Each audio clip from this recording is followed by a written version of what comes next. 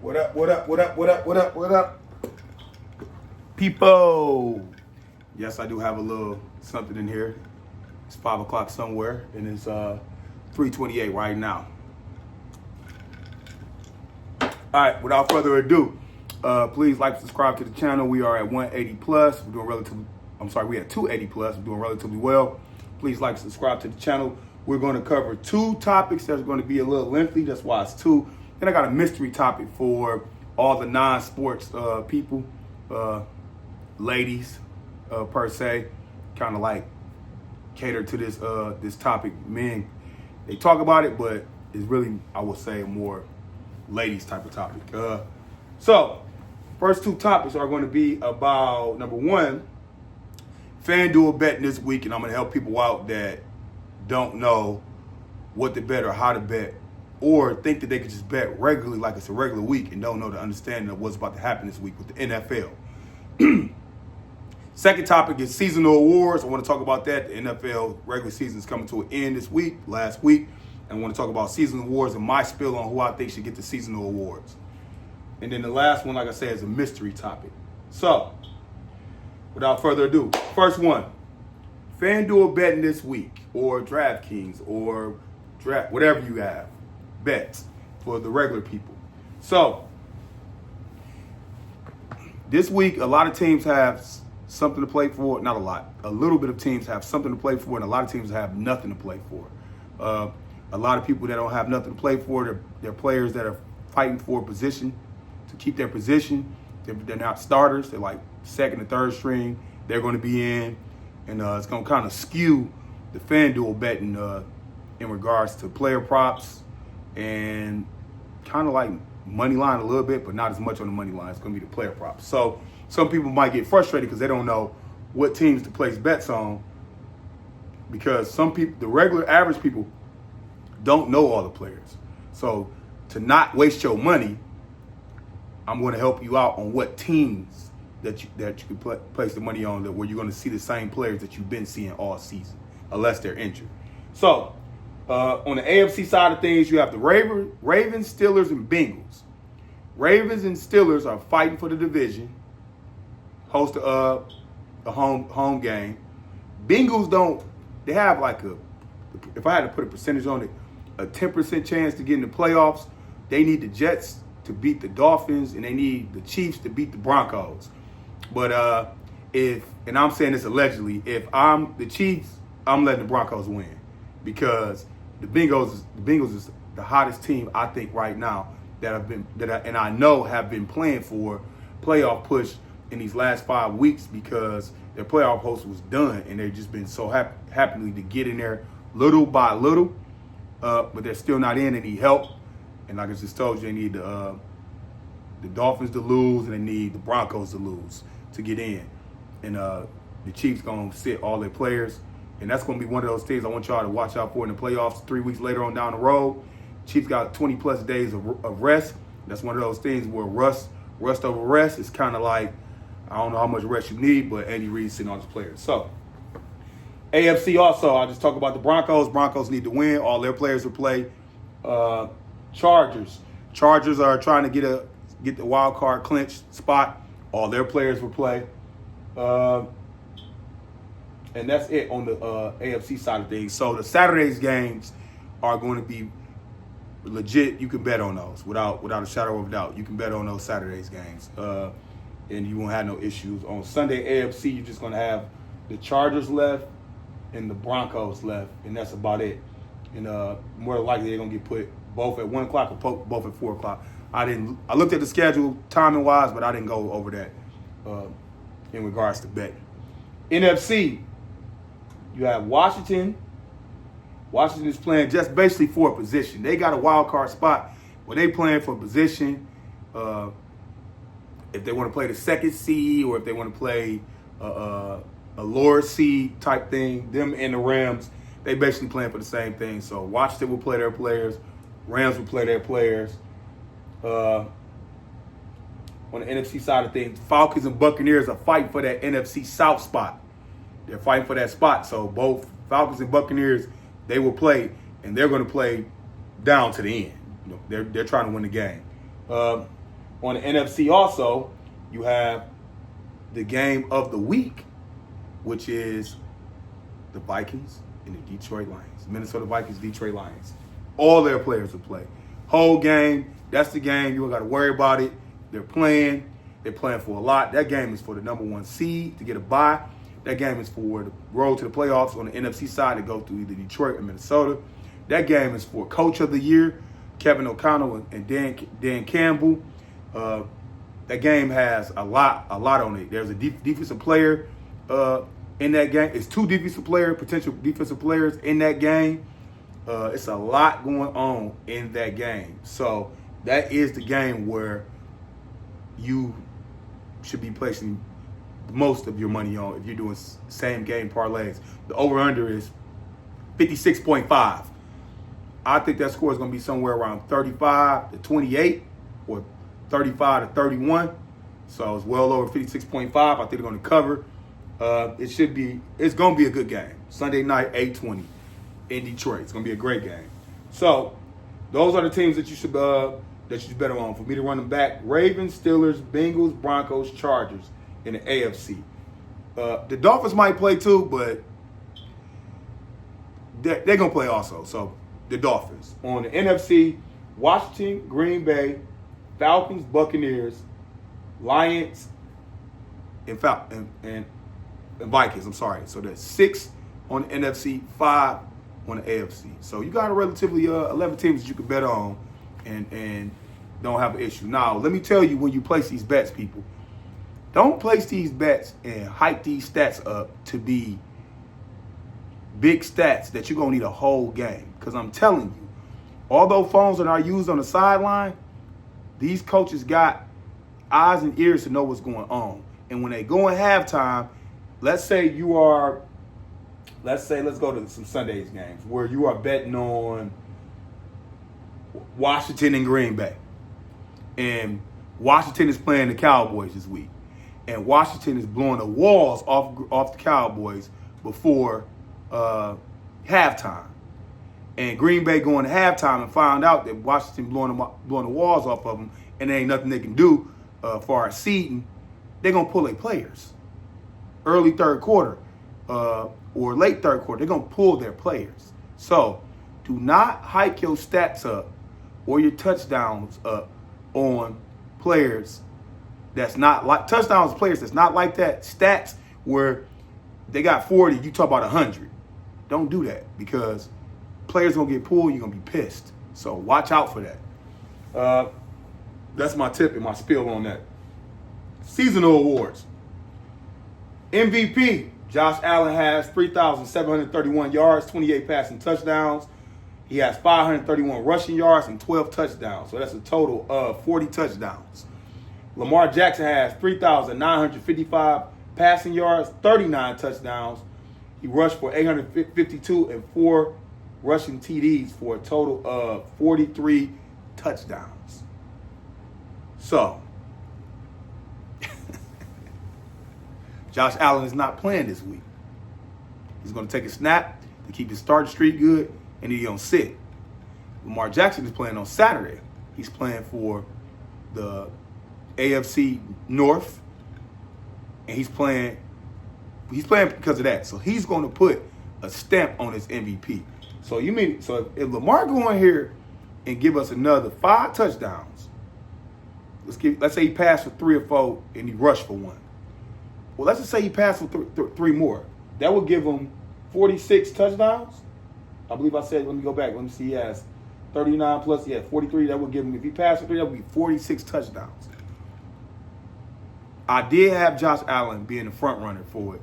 But by Josh Allen not playing this week, and Lamar has, let me go back over it. Josh has 3,731 passing yards. Lamar Jackson got 3,955 passing yards.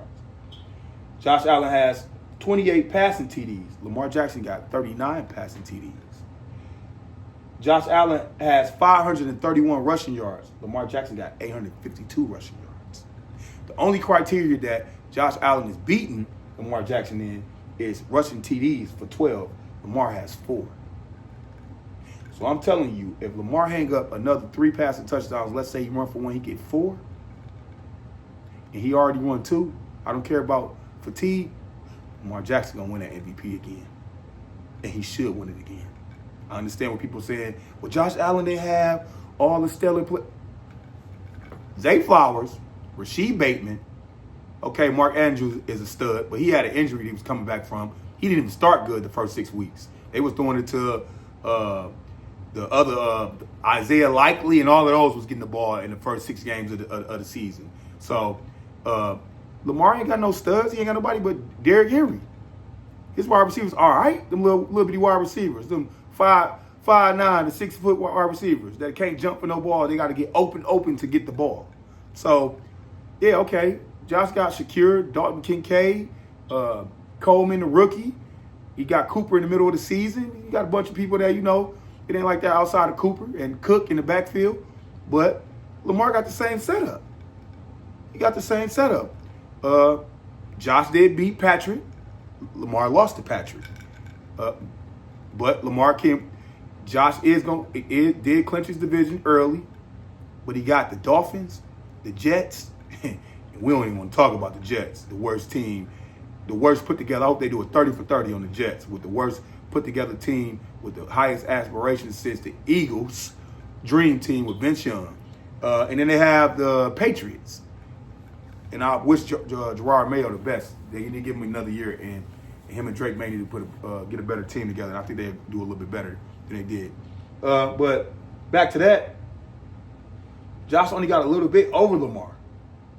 Lamar looked like, and to me, he is, in my spiel, the MVP. I know he won it twice, but the dude is leveling up, okay? MVP, most valuable player.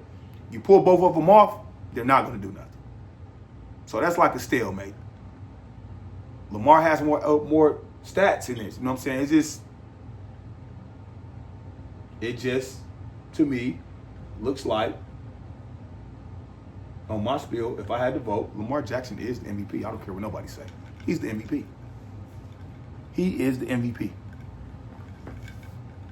Next one. Offensive Player of the Year. I'm not going to get into no second or third player that's in the makings of this. It's Saquon Barkley, and it's not because I'm an Eagles fan. This guy has 2,005 yards rushing. It's only been like 9 people that's got 2,000 yards rushing. Last time I think somebody had 2,000 yards rushing, or at least I'm not going to say last time, but when Adrian Peterson got it, he got Offensive Player of the Year. He had 13 touchdowns, 278 receiving yards, and 2 TDs. The person that's behind him is Jamar Chase for the Triple Crown, most receiving, most reception, most receiving touchdowns. But we already just seen Cooper Kupp do that the other year, and this 2,000 yards rushing don't come that often. So it's going to be Saquon Barkley. I think it's like a negative 10,000 on FanDuel. So it's Saquon Barkley all day long. Defensive Player of the Year. You guys hear this out. Vote on how you vote on it. Say how you feel. It's kind of one of those things where I don't think too many of anybody is wrong on this one. I would love to see how this gets stamped as who won. And this last week would be very, very evident for all 3 of these players that I named. If they do something miraculous, and the last time you remember these people in the regular season is doing what they did miraculous, or they put their foot on the game, they can push themselves over the edge. So we have a Defensive Player of the Year. First person up that has the highest margin to win is TJ Watt. He has 40 solo tackles, 11.5 sacks, 6 forced fumbles. He missed 2 games, I believe. He missed 2 games, if not 1 game. So he did this in it would be 15 games. So that's his stats. He has 6 forced fumbles as well. That's his stat. Myles Garrett is on here. Myles Garrett did do good. I didn't pull his stats, but it's the fact that his record on his team, he's not winning it this year. So I don't even know why they're doing that. That's just for somebody to get their money took, because he is the second option on sports betting. The linebacker for the Vikings played Sunday night. Andrew Van Ginkel. 46 tackles, 11.5 sacks, like TJ Watt, 2 interceptions, and 1 forced fumble. And he plays this Sunday night. So if he go off, he can put his stamp on him getting that award even more. Same game, Sunday night. Kirby Joseph, home team, Detroit Lions. Cornerback, Detroit Lions, 54 tackles, 9 interceptions, 12 passing deflections. If he plays stellar, he can put his stamp on it. I don't think he's going to be able to. I think he's going to play good because he's been playing good all year. But the fact that the Lions' defensive team is so depleted, and the fact that I got that score being somewhere around 35 to 28, it's going to kind of like take from him. It could take from Andrew Van Ginkel also, and TJ Watt could win it. But those are the three people that are up for the award. If I had to pick, if they say Philly will pick, I'm going to pick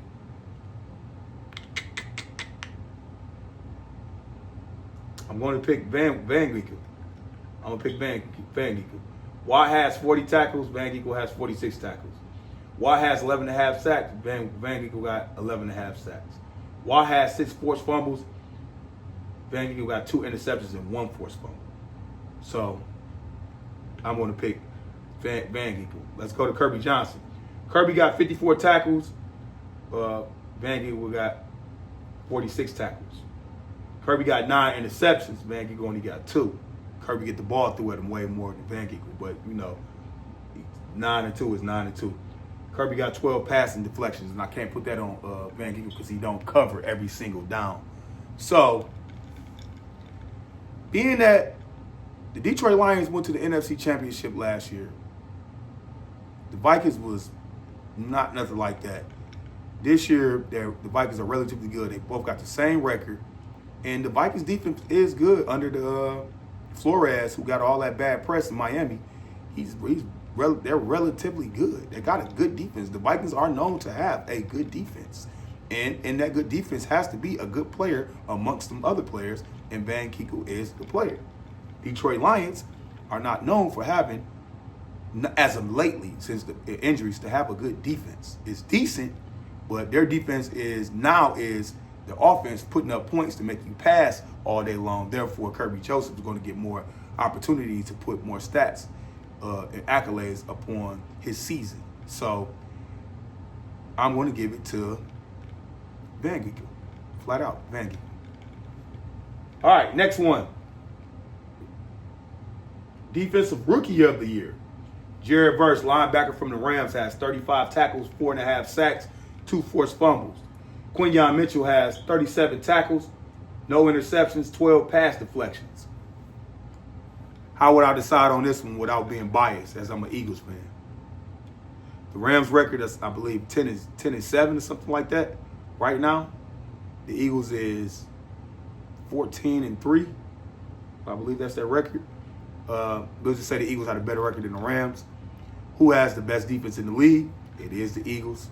Let's take the league out the way. Who has the better defense out of both of them? It is the Eagles. Quinyon Mitchell gave up 2 touchdowns, one against the Cowboys and one against the Commanders, against Terry McLaurin. But the first time against Terry McLaurin, he only had 7 yards with 2 catches and no touchdowns. So I'm not going to penalize him on that. And the Rams kind of fought for playoff push throughout the whole year. So, being that the Eagles have the best defense and the better of them two, and Quinyon Mitchell would have put a lot of people on lock, with the exception of 2 people. He's a rookie. Being out there on that island is a tough thing to cover. When you're covering the McLaurins, putting them on lock the first time, the CeeDee Lambs putting them on lock the first time, the Jamar Chase putting them on lock. He played a lot of stellar competition. Cooper Kupp, Puka Nacua, played a lot of people like that. You know what I'm saying? These are superstars. Javar Verse is not playing superstars one-on-one, and Saquon Barkley went off against them in regards to the Eagles playing them when they played each other. So I'm going to give it to Quinyon Mitchell. Quinyon Mitchell. He got to get it. Just based off that. No bias. You got to get it. All right, next one is Offensive Rookie of the Year. It goes without a shadow of a doubt. We not even talking. Jayden Daniels, 3,530 passing yards, 25 passing TDs. He did have 9 interceptions. He had 102 passing rating as a rookie on the Washington Commanders that had a bunch of debacle under the last owner, who I don't want to mention his name. And They drafted this rookie, and he came in and he did his thing. He did his thing. I'm not even talking about the second person. If you want to know who, I don't even know who the second person is for the Offensive Rookie of the Year. Coach of the Year. Coach of the Year. This is going to be between Dan Campbell and Kevin O'Connell. Detroit Lions, Dan Campbell. Minnesota Vikings, Kevin O'Connell. Dan Campbell had a base to his team from last year, like I said. A lot of his players came back. Kevin O'Connell was putting together his team, and it wasn't that good last year. Kevin had J.J. McCarthy go down for an injury. Brought Sam Darnold. Those who don't know Sam Darnold, #1 draft pick for the Jets. Didn't work out well, but look at Aaron Rodgers. Then he went over to the Panthers. Look at them right now. They still trying to figure it out. Bad ownership also. Then he went to the Vikings, who's going to take the backseat to J.J. McCarthy. McCarthy got hurt. A lot of rumors, whisperings. Oh, what the Vikings going to do? Or, people just, they'll be all right. They'll be middle of the pack at best. Now they fighting for the 1 seed. Fighting for it. That's Kevin's story. Dan Campbell's story, Detroit Lions. Haven't really been a winning team, and I'm 38, so God knows practically all my life. I think they might have had 1 or 2 winning seasons in my life. And I'm gonna say my life started watching football was 1998, 1999. So the Lions probably had 1 or 2 seasons in that span before Dan Campbell got here. I'll take that back. They did have some good seasons under the offensive coordinator from the Colts. I can't remember his name right now, the black coach. But they did have some good years under him before they let him go, which was very controversial. It was a very controversial decision in regards to why they let him go.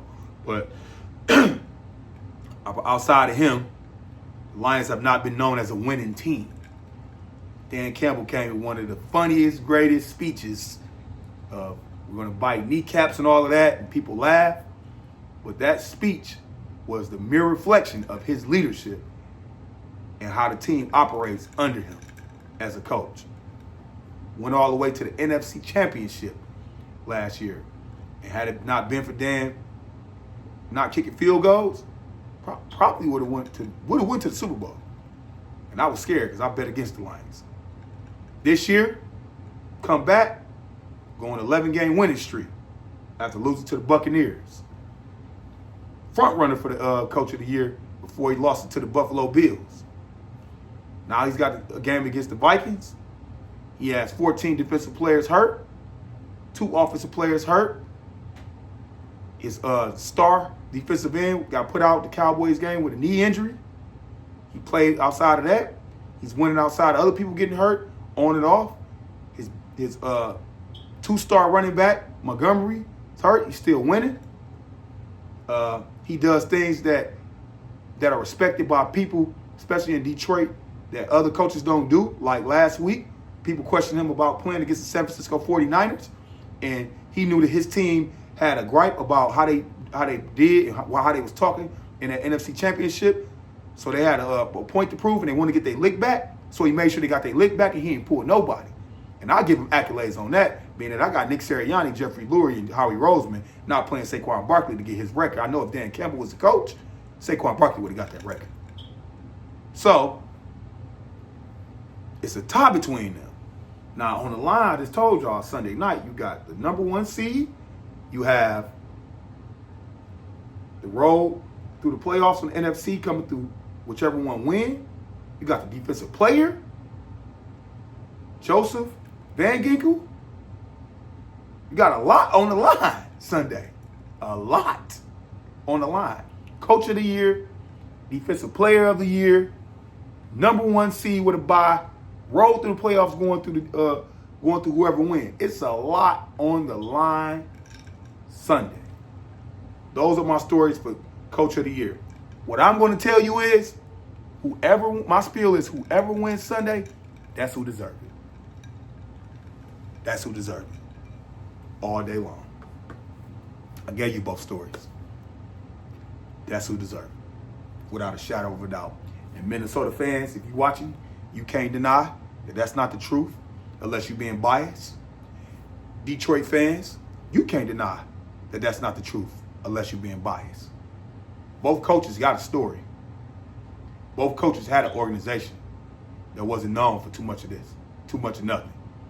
Both, you got two stories. So let the cards play what they may. Push all the chips in. You're playing poker. Push them all in, and we'll see who the better team on Sunday night. All right, mystery topic. Brace yourself for this topic. For all my people who know me when I was young, you know this will hit close to home. I was never going to talk about this. I've talked about it in my household, but I never was going to talk about this because I could come off as biased, and I never really could see myself talking out of biasnism, if that's the word per se, out of taking one side and not hearing the facts. Last night I dig into it and I watched some facts, some opinions, and some situations. And I was thinking, I'm still solid to a fault, and I'm loyal because the person has put my mind in a mind state to help me out throughout my life in regards to career goals, aspiration, and financial stance. Getting it out the mud and bringing it all the way up to the top type of vision. So I know y'all like, come on, man, who are you talking about? For those that know me, you know who I'm talking about. So I'm not going to go deep into it. I'm just going to give you facts, opinions, and situations. And I'm going to give you my spiel on where I stand right now as this. Jay-Z's allegations of having sex with an underage girl.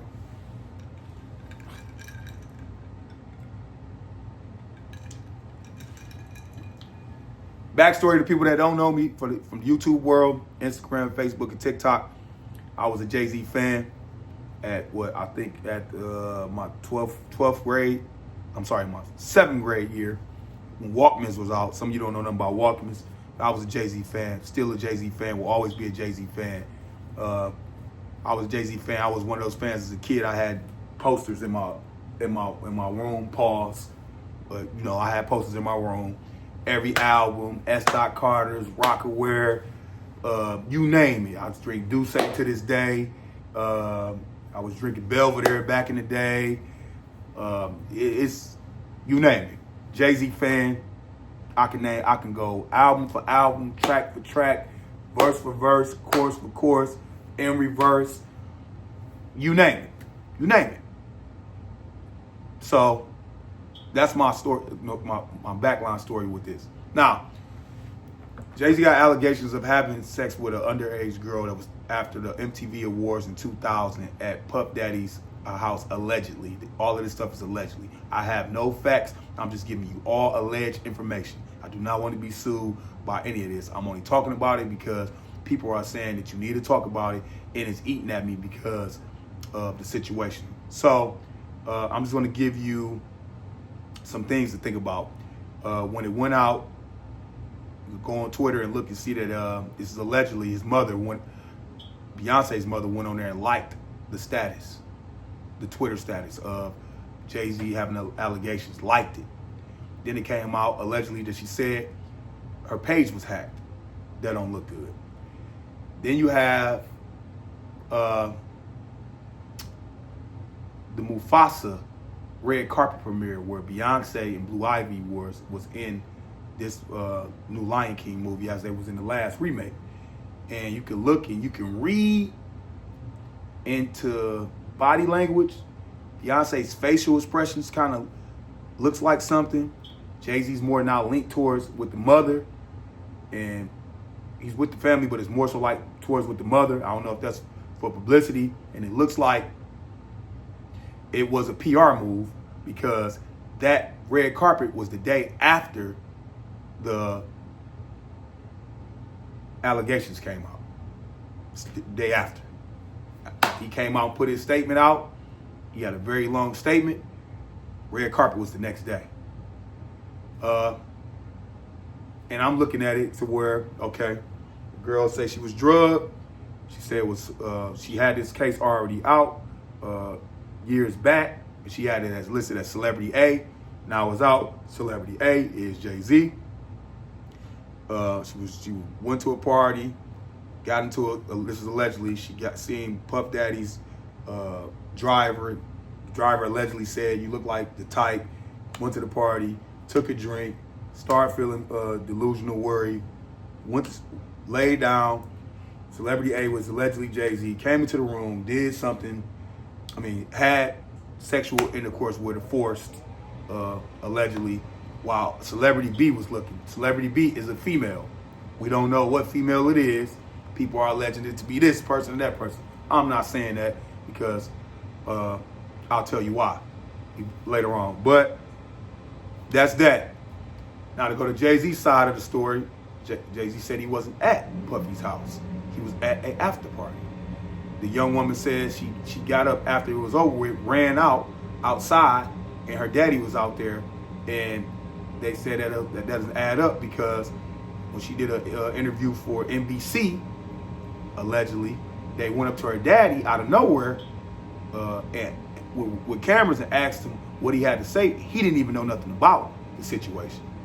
They saying that the house was 5 hours away from what happened. So for her to run out there, for him to get there as soon as she ran out, doesn't add up. Then they said it was either a songwriter or a musician, singer of that nature in the country genre that was there, that took her home, and that didn't add up. So a lot of her story is conflicting, but the Bugsby lawyer said he picked it up off another firm, and the lady is saying that she can do a lie detector test. Now, for those who don't know the latest thing that happened, Jay-Z's lawyer, Shapiro, has put out a lot of demands to the court. Number one, they have a right to see what she looks like, and she need to reveal herself, her identity. That got denied.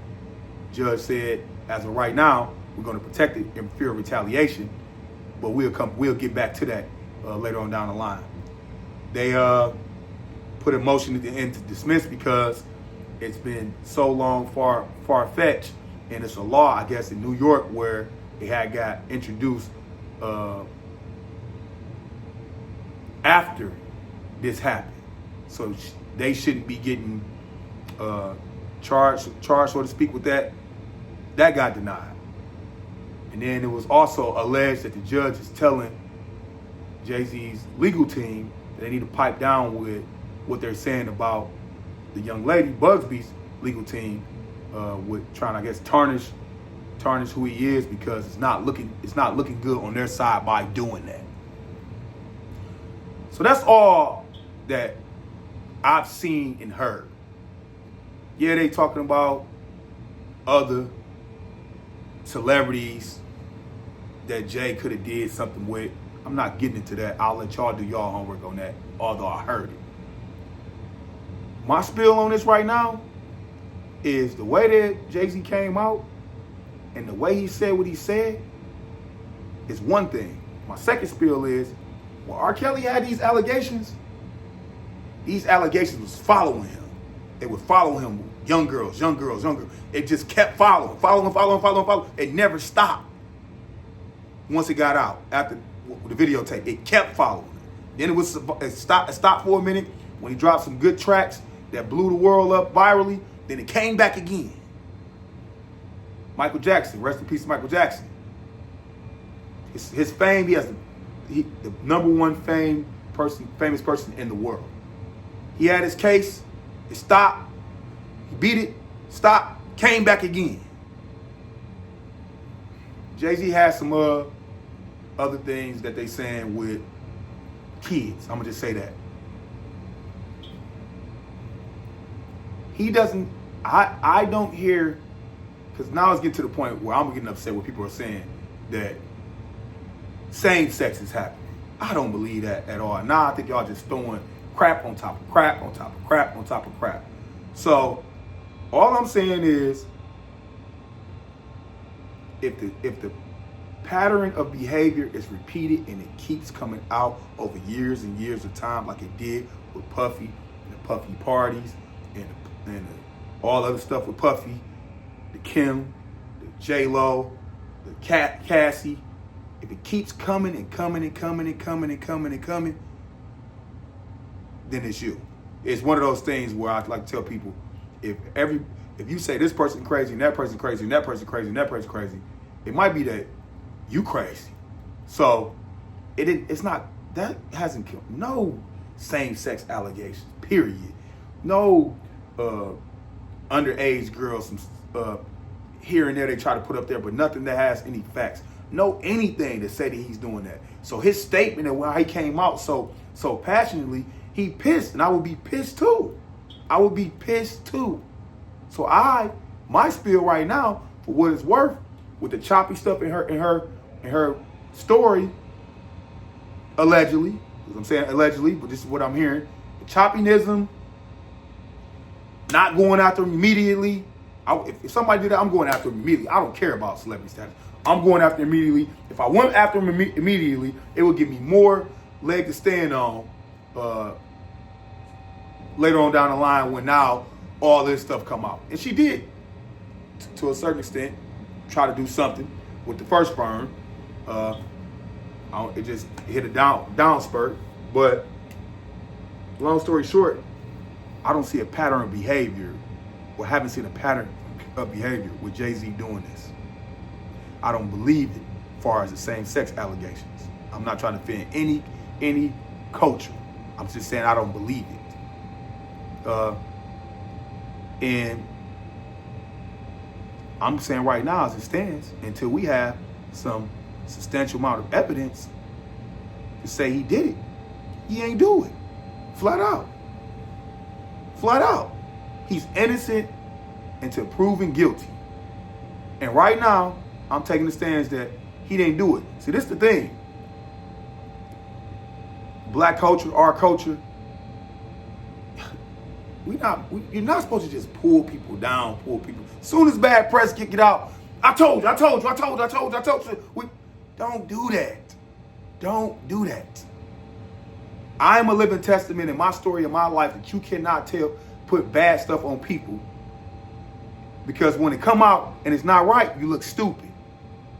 So don't do that. The man has his day in court.